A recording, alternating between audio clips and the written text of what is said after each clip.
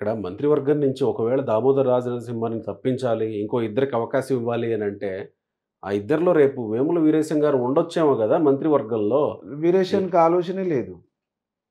దామోదరం రాజనరసింహనే మా మంత్రి. ఆయననే కంటిన్యూ కావాలని కోరుకుంటాం.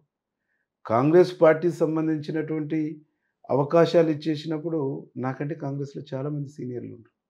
వాళ్ళకి అవకాశాలు దక్కాలని కోరుకునేటువంటి వ్యక్తి అంటే వీరేష్. ఏ ఎమ్మెల్యే అయినా మంత్రి పదవి ఇస్తామంటే వద్దనేవాళ్ళు, లేకపోతే మంత్రి పదవి కావాలని కోరుకోని వాళ్ళు ఉన్నారంటే కొంచెం ఆశ్చర్యంగానే అనిపిస్తది ఎమ్మెల్యేగా గారు. వీరేశం అనేటువంటి వ్యక్తి రాజకీయాల్లో పార్టీకి కమిటెడ్, పార్టీ అధినాయకునికి కమిటెడ్.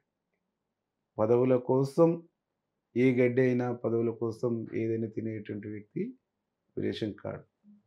నా పార్టీ, నా ముఖ్యమంత్రి నా జాతి కోసం ఒక చారిత్రాత్మకమైనటువంటి నిర్ణయం తీసుకొని, నా జాతిని సజీవంగా గెలిపిచ్చిండు, నిలబెట్టిండు.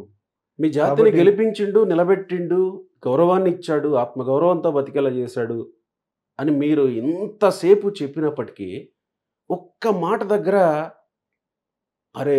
అంతా ఆయనే చెప్పాడు గదా! అనే ఫీలింగ్‌కొచ్చేస్తారు గదా! ఏంటి ఆ మాటంటే, ముఖ్యమంత్రి రేవంత్ రెడ్డి మీ సామాజిక వర్గంలో ఒక వ్యక్తికి కాల్ చేసి, వేరే వ్యక్తిని కాన్ఫరెన్స్‌లోకి తీసుకొని 45 నిమిషాలు మాట్లాడి, "కాస్త సర్దుకోండి. కొంత అన్యాయం జరుగుతుంది. ఈ వర్గీకరణలో. కొంత సర్దుకోండి" అని చెప్పిన మాట వాస్తవమా? కాదా? తప్పు. నేనున్నాను. ఆ వ్యక్తితో మాట్లాడుతున్నప్పుడు ఆ వ్యక్తి సంబంధించి నాతో కూడా షేర్ చేసుకుంది. మంచి జరుగుతుంది, బాగు జరుగుతుంది. మీ జాతికి మేలు జరుగుతుంది. ఆ వ్యక్తే ముఖ్యమంత్రితో మాట్లాడతా అని చెప్పేసి, ముఖ్యమంత్రికి కూడా సన్నిహితమైనటువంటి వ్యక్తి. ముఖ్యమంత్రికి తనకు చాలా సన్నిహితమైనటువంటి సంబంధాలున్నాయి. ఆ సంబంధాలున్నటువంటి వ్యక్తే ముఖ్యమంత్రితో ఒక్కసారి మాట్లాడతాను. మా జాతికి సంబంధించినటువంటి నేను కూడా తిరుగుతున్నాను గదా! చాలా మనోభావాలున్నాయి. షేర్ చేసుకుంటానన్నటువంటి సందర్భంలో మాట్లాడిండు. మాట్లాడుతున్నటువంటి క్రమంలో మీకు మంచి జరుగుతుంది, మేలు జరుగుతుంది.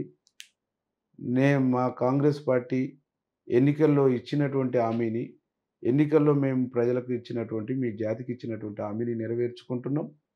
బీసీలకు ఇచ్చినటువంటి హామీని బీసీ కులగణన చేస్తున్నట్టు ఈ 2 చారిత్రాత్మకమైనటువంటి నిర్ణయాలు ఈరోజు అసెంబ్లీ నుంచి ప్రజల ముందుకు రాబోతున్నాయి.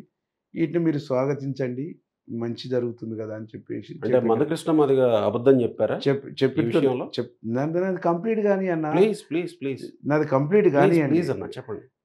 చెప్పి మాట్లాడినటువంటి క్రమంలో మాకు కొంచెం జనాభా ప్రాతిపదిక మీద ఉన్నటువంటి పెంచితే రిజర్వేషన్ పెంచితే బాగుంటది. పెంచి మాకు ఎక్కువ అవకాశాలు ఇస్తే బాగుంటది అనేటువంటిది చెప్పినప్పుడు, ఇప్పుడు మనం కమిషన్ ఏసే నాటికి ఈడ 15% సంబంధించినటువంటి ఎస్సీలకున్నది. ఈ 15% సంబంధించినటువంటిదే నేను ఇక్కడ ఉండేటువంటి పేదరికము, వెనుకబాటుతనాన్ని, ఆర్థిక స్థితిగతుల్ని బేస్ చేసుకొని ఇప్పుడు నేను దీన్ని కేటగరైజేషన్ చేయవలసినటువంటి సుప్రీం కోర్ట్ జడ్జిమెంట్‌కి అనుగుణంగా నేను ఈడ నిర్ణయం తీసుకున్నాను. మంచి నిర్ణయం తీసుకున్నాను. గొప్ప నిర్ణయం తీసుకున్నాను. రేపు రిజర్వేషన్‌లు పెరిగితే తప్పకుండా ఏనన్నా గ్యాప్ ఉంటే దాన్ని పూడుస్తానని చెప్పేసి చెప్పిండు. కానీ సర్దుకొమ్మని, అడ్జస్ట్ కమ్మని, అర్థం చేసుకోమని చెప్పేసి ఎక్కడ కూడా ముఖ్యమంత్రి గారు రిక్వెస్ట్ చేయలే. మందకృష్ణ మాదిగ అబద్ధం చెప్తున్నాడా?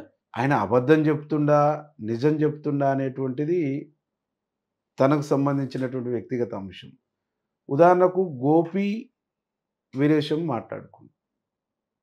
గోపి, వీరేశం మాట్లాడుకున్నటువంటి దాన్ని అవతల థర్డ్ పర్సన్ సంబంధించినటువంటి షేర్ అయినప్పుడు, ఆ షేరింగ్‌లో ఎక్కడ గ్యాప్ ఉందో, ఎక్కడ మిస్‌అండర్‌స్టాండింగ్ అయిందో వాళ్ళు సరి చేసుకోవాలి గానీ, ప్రత్యక్షంగా మా ముఖ్యమంత్రి గురించి తెలిసినటువంటి వ్యక్తిగా, ఆయన స్వభావాన్ని నేను దగ్గర నుంచి చూస్తున్నటువంటి వ్యక్తిగా, తను అబద్ధం ఆడడు.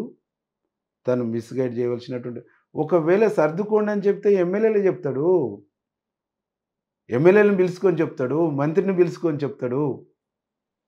మేము ఆ జాతి ప్రతినిధులుగా ఒక్కొక్క కాన్స్టిట్యున్సీకి మేము బాధ్యత వహిస్తున్నటువంటి వాళ్ళము. ఆయా జిల్లాలో మా జాతికి మేము ప్రాతినిధ్యంగా ఉంటున్నటువంటి వాళ్ళము. మన వాళ్ళకు చెప్పండి, మన వాళ్ళకి ఇది చేయండి అని చెప్పేసి చెప్తాడు. కానీ ఉమ్. బయట చెప్పాడు కదా.